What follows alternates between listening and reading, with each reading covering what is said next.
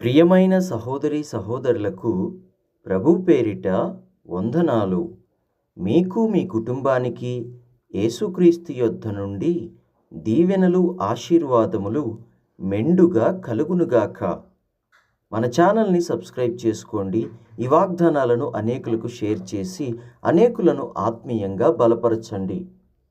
మీ ప్రార్థన అవసరతలు తెలియజేయండి. మీ కొరకు తప్పకుండా ప్రార్థన చేస్తాము. ఈరోజు యేసుక్రీస్తు యొద్ద నుండి మీకు బంగారు మాట, దేవుని వాగ్దానము. యోహాను సువార్త 15వ అధ్యాయము 17వ వచనము. మీరు ఒకనిని ఒకడు ప్రేమింపవలెనని ఈ సంగతులను మీకు ఆజ్ఞాపించుచున్నాను.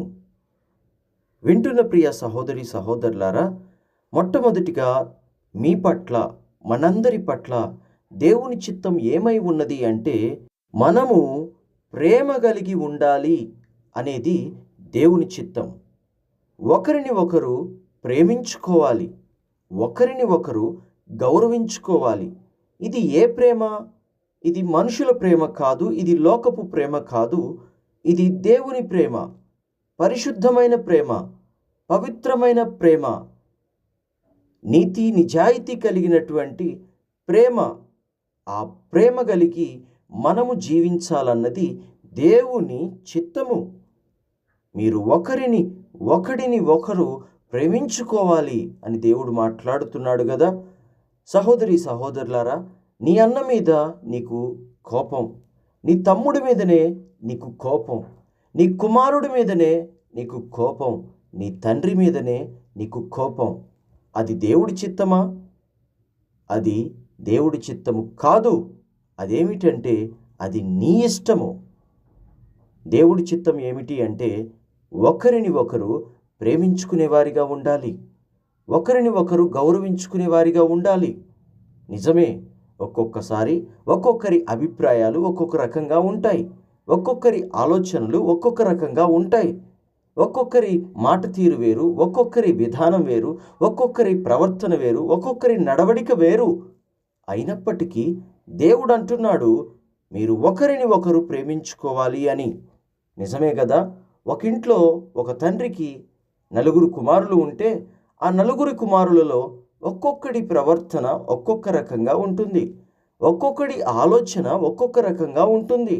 పెద్దవాడిది ఒక ఆలోచన, అతని తర్వాత ఉన్నవాడిది మరొక ఆలోచన, అతని తర్వాత ఉన్నవాడిది మరొక ఆలోచన, చివరిగా ఉన్నవాడిది మరొక ఆలోచన. ఎందుకంటే వయసులో తేడా ఉంటుంది, జ్ఞానంలో తేడా ఉంటుంది, తెలివిలో తేడా ఉంటుంది.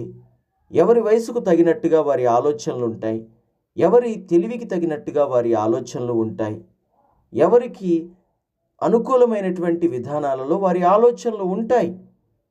అయినంత మాత్రాన సహోదరుణ్ణి అంతగా ద్వేషించాల్సిన అవసరం లేదు, సహోదరుణ్ణి అంతగా దూషించాల్సినటువంటి అవసరము లేదు. దేవుడికి మన పట్ల చిత్తం ఏమిటి అంటే, ఆయన చిత్తం మన పట్ల ఏమిటి అంటే, ఒకరిని ఒకరము ప్రేమించుకోవాలి. పరిశుద్ధమైన ప్రేమ కలిగి మనము ఒకరిని ఒకరం ప్రేమించుకోవాలి. ఒక్కొక్క ఇంట్లో అత్త కోడలకే పడదు, ఒక్కొక్క ఇంట్లో తల్లి కూతురికే పడదు, ఒక్కొక్క ఇంట్లో ఆడబిడ్డలకు వదినమ్మలకి పడదు. అలా ఉండొద్దు అని దేవుడు సెలవిస్తున్నాడు. ఒకరిని ఒకరు ప్రేమించుకోవాలి.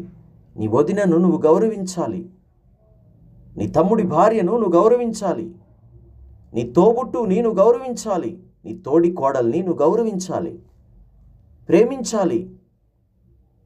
అలాగే నీ ఇంటి ఆడపడుచుని నువ్వు గౌరవించాలి, నీ ఇంటి ఆడబిడ్డను నువ్వు గౌరవించాలి, ప్రేమించాలి. ఈరోజు నువ్వు ఆ ఇంటికి భార్యగా వెళ్ళావు, కానీ నువ్వు వెళ్ళకముందే ఆమె ఆ ఇంటికి కుమార్తె. ఆ గౌరవము, ఆ మర్యాద ఆమెకివ్వాలి. ఆ గౌరవాన్ని, ఆ మర్యాదను ఇవ్వకుండా ఉండడం దేవుడి చిత్తం కాదు. నువ్వు ఆ ఇంటికి కోడలుగా వెళ్ళకముందే ఆమె ఆ ఇంట్లో కుమార్తెగా ఉంది కాబట్టి ఆమె గౌరవాన్ని ఆమెకివ్వాలి, ఆమె మర్యాదను ఆమెకివ్వాలి, ఆమె హక్కును ఆమెకివ్వాలి. వింటున్న ప్రియ సహోదరి సహోదరులారా, ఆడపిల్లలను ద్వేషించకండి, ఆడపడుచులను ద్వేషించకండి. ఆడపడుచులను ద్వేషిస్తే మీకు జయం కాదు. ఆడబిడ్డలను దూషిస్తే మీకు జయం కాదు. అలాగే ఇంటికొచ్చిన కోడల్ని ద్వేషించడము, దూషించడము, హింసించడము అది మీకు జయం కాదు. తన ఇంటిని వదిలిపెట్టి, పుట్టింటిని వదిలిపెట్టి, అయిన వారిని వదిలిపెట్టి, అన్నదమ్ములను వదిలిపెట్టి, తల్లిని తండ్రిని విడిచిపెట్టి ఒక ఆడపిల్ల మీ ఇంటికి వస్తే, అలా ఇంటికి రావాలంటే ఆమెకు ఎంత మంచి మనసు ఉండాలి. ఎంతో మంచి మనసుతో అయిన వారందరినీ, అలవాటైన ఊరిని, అలవాటైన ఇంటిని, చిన్నప్పటి నుంచి పెరిగిన ఇంటిని, బంధువులని, తన ఇంటి వారిని, తండ్రిని, తల్లిని అందరినీ విడిచిపెట్టి ఒక ఆడపిల్ల వేరే ఇంటికి వచ్చినప్పుడు, నీ ఇంటికి వచ్చినప్పుడు ఆమెను ఎలా చూసుకోవాలి? నీ కన్న కూతురి వల్లే చూసుకోవాలి. నీ కన్న బిడ్డ వల్లే చూసుకోవాలి. మరి చూసుకుంటున్నావా? ప్రేమిస్తున్నావా? గౌరవిస్తున్నావా? నీ బిడ్డ వలే ఆమెను కూడా ట్రీట్ చేస్తున్నావా? లేకపోతే ఇది ఎవరితోలే పరా ఇంటి నుంచి వచ్చింది, నా కింద బానిస అన్నట్టుగా చూస్తున్నావా? నిజమే, ఒక కోడలు ఒక అత్తకి బానిసలాగానే ఉండాలి, సేవకురాల్లాగానే ఉండాలి. గౌరవ మర్యాదలు కోడలు కూడా ఇవ్వాలి. కానీ ఆమెను ప్రేమించాలి. అలాగే కోడలు కూడా అత్తను ప్రేమించాలి. నీకంటే వయసులో పెద్దది కాదా? నీకంటే వయసులో, అనుభవంలో ఆమె పెద్దది కాదా? నువ్వు రాకముందు ఆ ఇంటిని పోషించింది ఎవరు? ఆ ఇంటికి అన్నం వండి పెట్టింది ఎవరు? ఆ ఇంట్లో వాళ్ళని పోషించింది ఎవరు? ఆ ఇంట్లో వాళ్ళందరినీ క్షేమంగా చూసుకుంది ఎవరు? మీ అత్తగారు కాదా? మరి ఆ అత్తగారిని విలువ లేకుండా మాట్లాడొచ్చా? ఆ అత్తగారిని తీసేసినట్టుగా మాట్లాడొచ్చా? ఆమె గౌరవ మర్యాదలు ఆమెకి ఇవ్వొద్దా? వయసులో పెద్దది కాదా? అనుభవంలో పెద్దది కాదా? నీ భర్తను కన్నది ఆమె కాదా? నీ భర్తను పెంచింది ఆమె కాదా? ఇంతవరకు కుటుంబాన్ని చక్కబెడుతూ వచ్చింది ఆమె కాదా? అటువంటి అత్తకు మర్యాద లేకుండా మాట్లాడితే ఎలా? విలువ లేకుండా మాట్లాడితే ఎలా? మామకు విలువ లేకుండా మాట్లాడితే ఎలా?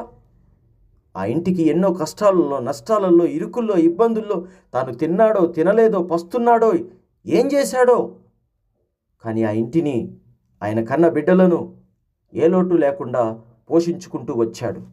తనకున్న స్థితిలోనే, తనకు కలిగిన స్థితిలోనే పోషించుకుంటూ రాలేదా? పోషించుకుంటూనే వచ్చాడు ఆ తండ్రి. అలాంటిది ఈరోజు మీ భర్త ఉద్యోగం చేస్తున్నాడని, బాగా సంపాదిస్తున్నాడని, బాగా లాభాలు వస్తున్నాయని, వ్యాపారం బాగా జరుగుతుందని అత్తను లెక్క లేకుండా మాట్లాడడము, మామని లెక్క లేకుండా మాట్లాడడము మంచిది కాదు. అది దీవెన కాదు, అది ఆశీర్వాదం కాదు. పెద్దవాళ్లకు లోబడాలి. వారికి ఇవ్వవలసినటువంటి గౌరవ మర్యాదలు వారికి ఇవ్వాలి. అన్నదమ్ములు ప్రేమ కలిగి ఉండాలి. అక్కా చెల్లెళ్ళు ప్రేమ కలిగి ఉండాలి. వదిన మరదళ్ళు ప్రేమ కలిగి ఉండాలి. ఆడపడుచులను ప్రేమగా చూసుకోవాలి. వదినలకు గౌరవం ఇవ్వాలి. ఆమె పుట్టింటిని వదిలిపెట్టి వచ్చింది ఆ ఇంటికి, గౌరవ మర్యాదలు ఇవ్వాలి. భర్త ఎంత కష్టపడుతున్నా కూడా లెక్క లేకుండా మాట్లాడేటువంటి స్త్రీలు ఉంటారు, విలువ లేకుండా మాట్లాడేటువంటి స్త్రీలు ఉంటారు. అటువంటి స్త్రీలలో నువ్వు ఉండొద్దు. నీ భర్త నిన్ను ఎంతగానో ప్రేమిస్తున్నాడు, ఆ సంగతి నీకు తెలుసా? నువ్వు కష్టపడకూడదని, నీకే లోటు రాకూడదని రాత్రింబగళ్ళు ప్రయాసపడుతూ నీ మీదున్న ప్రేమను బట్టి ఆయన ఎంతో కష్టపడుతున్నాడు, ఎంతో ప్రయాసపడుతున్నాడు. ఈ సంగతి నీకు తెలుసా? కానీ ఏదో ఒక పనికి మాలిన వాడిని చూసినట్టుగా చూస్తావు. ఆరోగ్యం సరిగా లేదని, నీతో సరిగా ఉండటం లేదని భర్తని విలువ లేకుండా, లెక్క లేకుండా చూస్తావు. అది నీకు మంచిది కాదు, అది నీకు మేలు కాదు. ఆ భర్త ఎందుకు అంతలా ప్రయాసపడుతున్నాడు, ఎందుకంత కష్టపడుతున్నాడు, ఎందుకు నీతో సమయం గడపలేకపోతున్నాడంటే నీకు ఏ లోటు లేకుండా చూసుకోవాలన్నదే ఆ భర్త ప్రయాస. దాన్ని గ్రహించకుండా, దాన్ని అర్థం చేసుకోకుండా ఎటువంటి ఆలోచనలు చేస్తున్నావు నువ్వు?